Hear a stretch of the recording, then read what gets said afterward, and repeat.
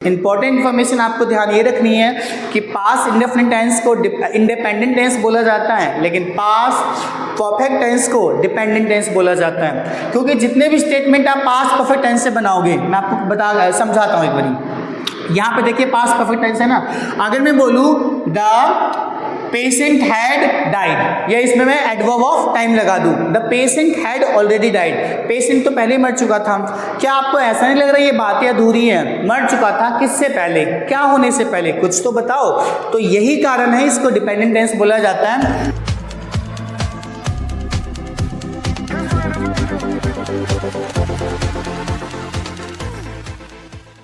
Hello everyone, I once again welcome you all to my YouTube channel. This is Aman Kumar. In today's class, today's video, you guys are going to learn one of the most confusing topics or concepts in English so far. हाँ जी, English में सबसे बड़ा confusion अक्सर हमें होता है कि how to identify or differentiate between these two terms. The first term is past indefinite tense and past perfect tense. और ऐसा होना ये ऑब्वियस भी तो है, क्योंकि अक्सर many of us have been taught to use past indefinite tense where our sentence ends in आ, ई, ए और some other Hindi variations like this. तो इसी तरीके से तो हमें पास्ट इंडेफिनिट टेंस पढ़ाया गया था। Similarly we have been taught to use past perfect tense when our sentence ends in चुका था, चुकी थी और चुके थे, some other variations like these. But that is not the case guys. What is the exactly difference between these two terms or concept I'm gonna let you know in today's class. You just guys need to do one thing, pay attention to me and to the information whichever is being given to you guys. All right, here we go. The very first thing that I want to tell you that about basically past indefinite tense. Past indefinite tense is known as independent tense as well. हाँ जी, past indefinite tense को independent tense भी बोला जाता है। ऐसा क्यों?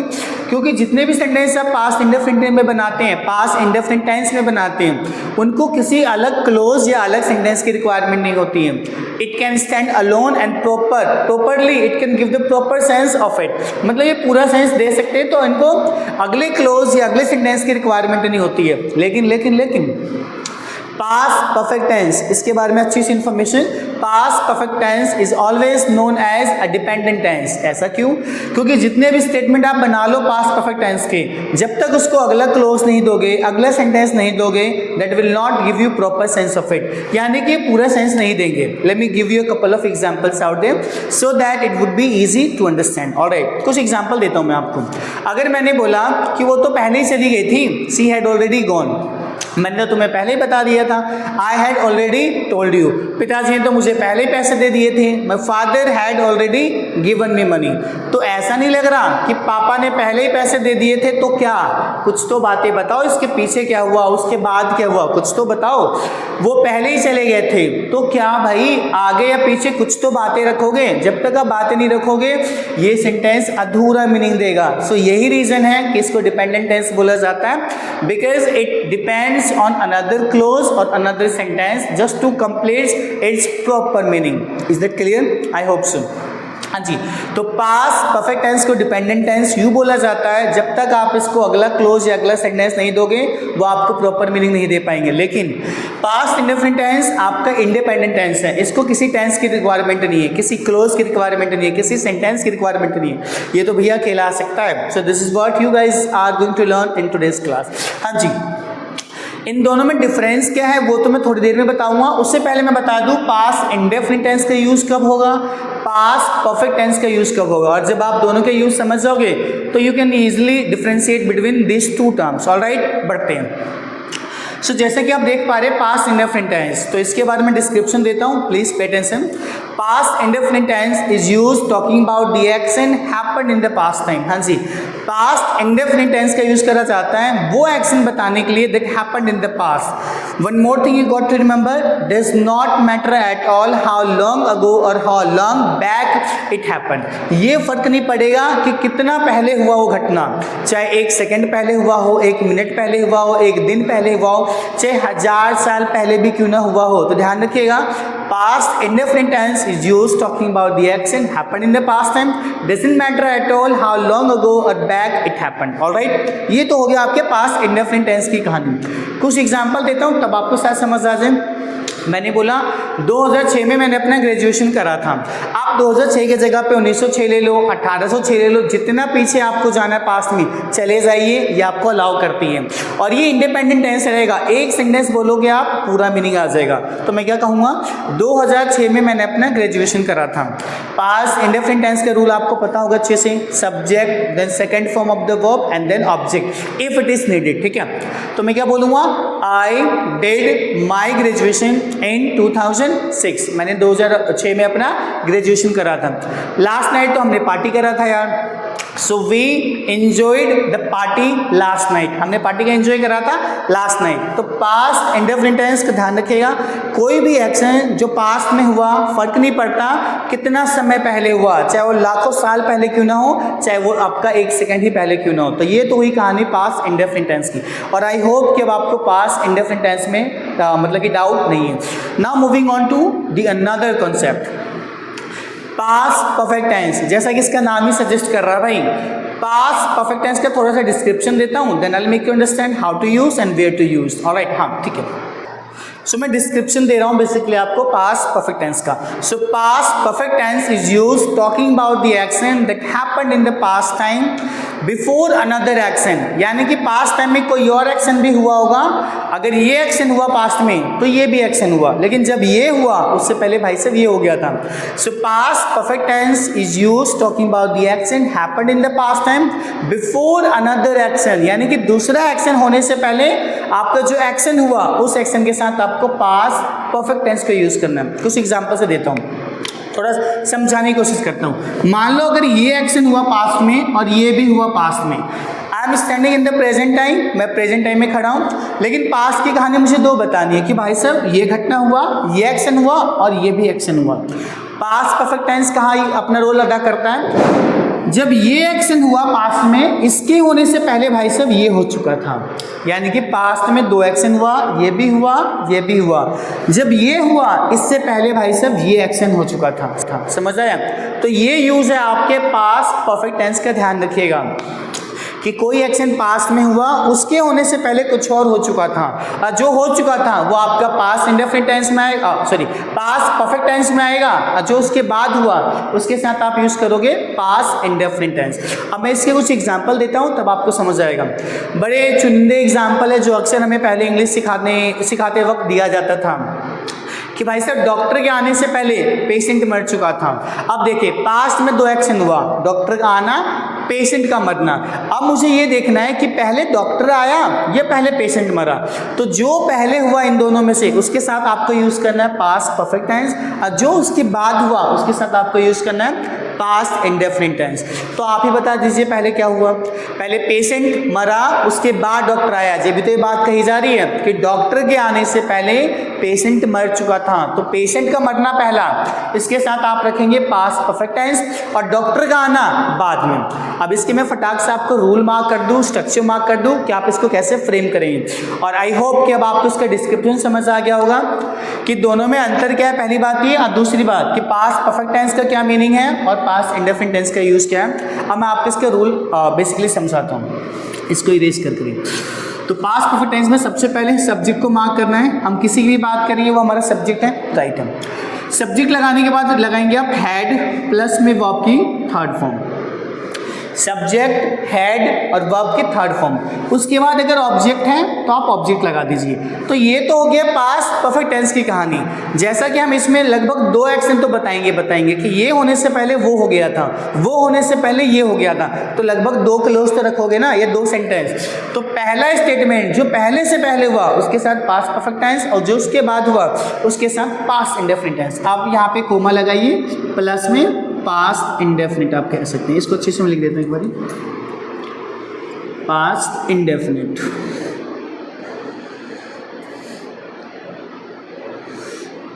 ठीक है, हाँ जी। तो रूल क्या बन गया हमारा, पास परफेक्ट टेंस का रूल सबसे पहले सब्जेक्ट, हैड, वर्ब की थर्ड फॉर्म, अगर ऑब्जेक्ट है तो वो लगा दीजिए, और जो आगे हुआ, जो उसके बाद हुआ, उसके साथ आप पास्ट इंडेफिनिट टेंस का यूज है।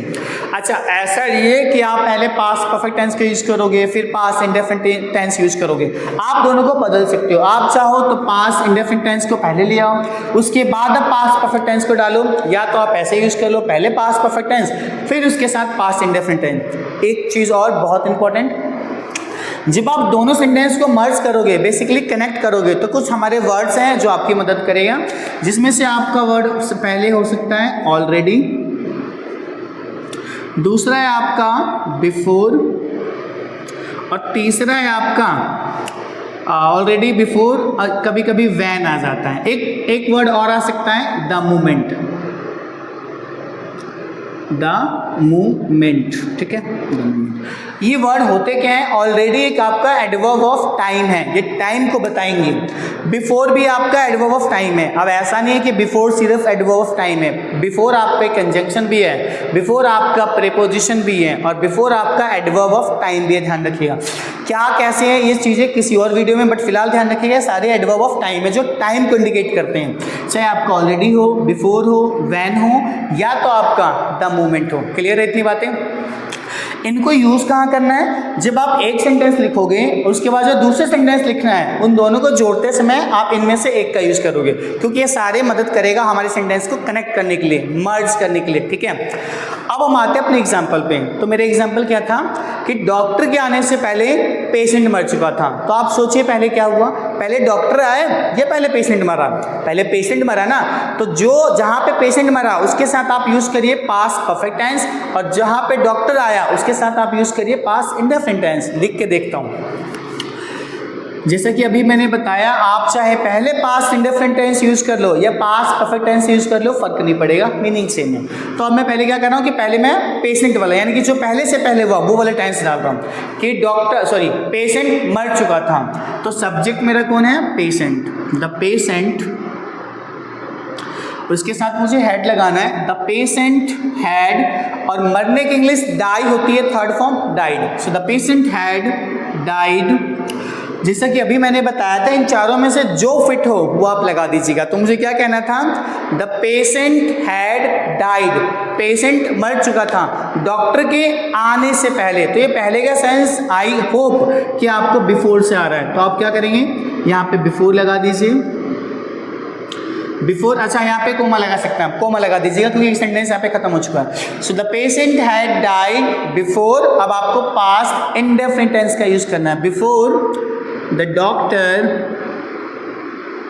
पास्ट इंडेफिनिट में सेकेंड फॉर्म ऑफ वर्ब का यूज करेंगे। सो आपका सेंटेंस रेडी है, the patient had died before the doctor केम, यानी कि पेशेंट के आने से पहले, डॉक्टर के आने से पहले पेशेंट मर चुका था। कुछ और एग्जांपल लेते हैं। मेरे आने से पहले वो घर जा चुकी थी, जब तक मैं ट्यूशन में आता वो तो घर जा चुकी थी। तो आप ही सोचिए पहले क्या हुआ, क्या पहले मैं आया या फिर वो घर जा चुकी थी? तो उसका घर जाना पहले हुआ। तो मेरे घर आने मेरे क्लास आने से पहले वो घर जा चुकी थी, तो पहले उसके घर जाना हुआ ना, तो आप उसको पहले डाल दीजिए कि वो घर जा चुकी थी। कौन? वो फीमेल रही होगी, जो भी रही होगी। तो मैं उसके लिए सी का यूज कर लूँ, और सी मैंने यहाँ ले लिया। आप इसके साथ क्या ले लीजिएगा, हैड ले लीजिए, सी हैड गॉन। अब यहाँ पे आपको टू नहीं लगाना है, क्योंकि मैं ये नहीं बता रहा वो किसके घर जा चुकी थी, मेरे घर, आपके घर, इसके, उसके और किसी के घर। आप यहाँ पे टू प्रीपोजिशन को यूज नहीं करोगे, क्योंकि होम यहाँ पे एडवर्ब है, ध्यान रखिएगा। सी हैड गॉन होम, वो घर जा चुकी थी। और कब जा चुकी थी? मेरे ट्यूशन आने से पहले, मेरे यहाँ आने से पहले। तो फिर से आपका यहाँ पे बिफोर वाला ज़्यादा जच रहा है, तो आप क्या बोलोगे, she had gone home before I came here बोल दीजिए आप यहाँ पे, या तो केम टू द क्लास। आपको जो यहाँ पे शूट कर रहा है वो लगा दीजिए कि she had gone home before I came here, वो जा चुकी थी जब मैं यहाँ पे आया, या मेरे आने से पहले यार वो जा चुकी थी।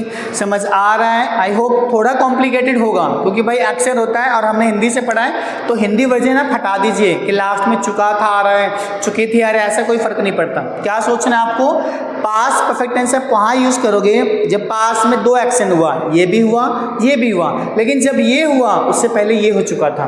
तो जो पहले से पहले हुआ उसके साथ पास्ट परफेक्ट टेंस और जो बाद में हुआ उसके साथ पास्ट इंडेफिनिट टेंस। कुछ और एग्जांपल, तो मैंने बोला यार कल भंडारा देखा मैंने, भंडारा चल रहा था, जब तक मैं भंडारे में पहुंचा सब चीज़ खत्म हो चुका था यार, मेरे भंडारे में पहुंचने से पहले हर चीज़ खत्म हो चुका था। तो क्या बोलेंगे, जब तक मैं भंडारे में पहुंचा। अब ये बताओ पहले क्या हुआ, क्या पहले मैं पहुंचा भंडारे में या पहले वो खत्म हुआ? अगर मैं ये बातें आपके आगे रख रहा हूँ तो सिंपल सी बात है कि पहले हर चीज़ खत्म हो गया था, खत्म होने का एक्शन हुआ था, उसके बाद में पहुंचा था। तो हर चीज़ खत्म हो चुका था मेरे पहुंचने से पहले। और कहाँ पहुंचने से पहले? भंडारा। तो अब तक तो मैंने दोनों सेंटेंस में सबसे पहले पास्ट परफेक्ट टेंस का यूज़ करा, लेकिन अब मैं आपको थोड़ा बदल के दिखाता हूँ। मतलब कि बेसिकली मैं पहले पास्ट इंडेफिनिट टेंस से बनाऊंगा फिर इससे बनाऊंगा। मैंने शुरू में बताया था आप चाहे पहले पास्ट परफेक्ट टेंस को यूज़ कर लो, पास्ट इंडेफिनिट टेंस को यूज़ कर लो, फर्क नहीं पड़ेगा, मीनिंग आपकी वही आनी है। तो जब मैं भंडारे में गया, तो जब की इंग्लिश यहाँ पे वैन, माना कि वैन का इंग्लिश कब भी होता है जब वो प्रोनाउन होता है, लेकिन यहाँ पे आपका वैन एडवर्ब है, ध्यान रखिएगा, एडवर्ब ऑफ टाइम है, टाइम को इंडिकेट कर रहा है। तो जब मैं भंडारे में गया, सो वैन, ये पास्ट इंडेफिनिट टेंस की कहानी है। वैन आई, यानी कि इंग्लिश गो होती है उसकी सेकेंड फॉर्म डाल दीजिए वैन आई वेंट, कहाँ? भंडारे को क्या बोलते हैं? पब्लिक फिस्ट बोला जाता है। So when I went to public feast, when I went to public feast, जब मैं भंडारे में गया सब चीज़ खत्म हो चुका था यार। तो सब चीज़ की इंग्लिश क्या होती है? एवरीथिंग। तो आप यहाँ पे एवरीथिंग ले लीजिए, एवरीथिंग। अब ये पास्ट परफेक्ट टेंस है, इसके साथ आप मुझे क्या लगाना है? हैड। एवरीथिंग हैड, खत्म होने की इंग्लिश फिनिश होती है, उसकी थर्ड फॉर्म फिनिश्ड लगा दीजिए आप, फिनिश्ड। और यहाँ पे full stop. And your sentence is when I went to the public fest yesterday और some other days everything had finished, सब चीज़ खत्म हो चुका था गाइस। समझ आया? तो ये आपका डिफरेंस था पास्ट इंडेफिनिट टेंस और पास्ट परफेक्ट टेंस में। इंपॉर्टेंट इन्फॉर्मेशन आपको ध्यान ये रखनी है कि पास्ट इंडेफिनिट टेंस को इंडिपेंडेंट टेंस बोला जाता है, लेकिन पास्ट परफेक्ट टेंस को डिपेंडेंट टेंस बोला जाता है। क्योंकि जितने भी स्टेटमेंट आप पास्ट परफेक्ट टेंस से बनाओगे, मैं आपको समझाता हूँ एक बारी। यहाँ पे देखिए पास्ट परफेक्ट टेंस है ना, अगर मैं बोलूँ द पेशेंट हैड डाइड, या इसमें मैं एडवर्ब ऑफ टाइम लगा दूं, the patient had already died, patient तो पहले ही मर चुका था। क्या आपको ऐसा नहीं लग रहा ये बातें अधूरी हैं? मर चुका था किससे पहले, क्या होने से पहले, कुछ तो बताओ। तो यही कारण है इसको डिपेंडेंट टेंस बोला जाता है, क्योंकि ये टेंस, ये सेंटेंस आने वाले क्लोज कह लो, ये सेंटेंस पर डिपेंड करता है। जब तक आप वो क्लोज या सेंटेंस नहीं दोगे ये आपको पूरा मीनिंग नहीं देगा। यही कारण है डिपेंडेंट टेंस और ये इंडिपेंडेंट टेंस। हाँ जी, अब डिफरेंशिएट करो कैसे, ये तो अब आपको समझ आ ही चुका है। पास्ट इंडेफिनिट टेंस वो एक्शन जो पास्ट में हुआ, कितना भी पुराना हो फर्क नहीं पड़ता, और ये अकेला आता है, ध्यान रखिएगा। कल मैं मार्केट गया था, I went to the market yesterday. कल तुमने मेरे पैसे लिए थे, you took my money yesterday. कुछ साल पहले मैंने इंग्लिश सीखा था, I learn English some years ago, ठीक है। लेकिन जब आप इस टेंस पे आते हो तो ये अक्सर तो अकेला नहीं आता है, ये अक्सर पेयरिंग में आता है। यानी कि एक सेंटेंस जब आप पास्ट परफेक्ट टेंस से लिखोगे तो उसको अगले सेंटेंस की डिमांड होती है, जब भी इसको बोला जाता है डिपेंडेंट टेंस। ये तो वो फॉर्मल पार्ट, और यहाँ इंपॉर्टेंट पार्ट था। एक चीज़ और मैं बता दूं, स्पोकन इंग्लिश में थोड़ा इसके ना शॉर्टकट बड़ा चलते हैं, कॉन्ट्रैक्शन फॉर्म बहुत चलते हैं। कॉन्ट्रैक्शन तो नहीं, मतलब बेसिकली ना वहाँ पे हम पास्ट परफेक्ट टेंस का एक सेंटेंस बोलते हैं और निकाल लेते हैं। तो स्पोकन इंग्लिश में अंडरस्टैंडेबल होता है। मान लो कि आप कल मेरे पार्टी में आए थे, तो मैंने जब आप पार्टी में आए तो मैंने बोला आप करिए खाना पीना, खाइए जो खाना है, जब तक मैं किसी को ड्रॉप करके या कुछ और काम करके आता हूँ। तो जब मैं वो काम करके रिटर्न आया तो मेरा आपसे सवाल होगा कि आपने कुछ खाया नहीं खाया, तो उस वक्त तो मैं प्रेजेंट परफेक्ट टेंस से पूछ लूँगा। लेकिन अभी प्रेजेंट में मुझे उस दिन के बारे में पूछना पड़े कि उस दिन कुछ खाया था या नहीं खाया था। यानी कि यहाँ पे अंडरस्टूड की बातें हैं, समझना पड़ेगा कि जब मैंने आपको बोला था खा लो, उसके बाद मैं कहीं चला गया था, अब मिल रहा हूँ आपसे, तो मैं आपसे पूछ रहा हूँ आपने उस दिन कुछ खाया था या नहीं खाया था। तो मुझे पास्ट परफेक्ट टेंस में सवाल करना पड़ेगा, had you had something that day और नॉट। तो जो आंसर आप दोगे वो अब आप पूरा नहीं बोलोगे कि हाँ आपके जाने से पहले मैंने खा लिया था, ये करने से पहले वो कर लिया था। आप सिंपली एक सेंटेंस बोलोगे और आपका मीनिंग पूरा हो जाएगा। ऐसा क्यों? क्योंकि वो अंडरस्टूड है भाई, हम दोनों के बीच बातें हो रही है तो पता चल रहा है कि हाँ ये कुछ हुआ था, उससे पहले वो हुआ था। आप सीधा आंसर दोगे yes I had already had my food, my dinner, जो भी आपने खाया था ऐसे बोल देंगे। तो स्पोकन इंग्लिश में ऐसे भी चलता है जहाँ पे आप पास्ट परफेक्ट टेंस को सिंगल बोल के निकल सकते हो। जैसे मैं एक सेंटेंस और बोलूँ, मान लो मैंने आपको कल बोला था कि उसको ड्रॉप कर देना, उसको कल ड्रॉप कर देना। अब कल के बाद मैं आपसे आज मिल रहा हूँ, अब मुझे याद आया या आपको तो मैंने वो बोला था, तो मैं आपसे पूछूंगा कि आपने उस दिन उसको ड्रॉप किया था नहीं किया था। हैड यू ड्रॉप्ड हर अगर वो लड़की रही होगी तो, और हैड यू ड्रॉप्ड हिम अगर वो लड़का रहा हो तो आपका पूरे सेंटेंस क्या होगा, हैड यू ड्रॉप्ड हर और हिम दैट डे। तो जो आंसर आप दोगे पास्ट परफेक्ट टेंस में आप सिंपल बोलोगे और आप निकल जाओगे। आप कैसे आंसर दोगे, yes I had already dropped her, लड़की रही होगी तो yes I had already dropped him, लड़का रहा हो तो। आई होप कि आपको समझ आ गया है past indefinite tense, past perfect tense, दोनों में अंतर क्या है। कुछ अच्छी इन्फॉर्मेशन मैंने आपको देने की कोशिश करी। अगर अब भी आपके पास कोई डाउट रह गया है so please drop down your question and query in the comment section below. Would love to mark and check your answer, would love to respond to your question basically. Till then, bye, stay safe, thank you so much guys, thank you.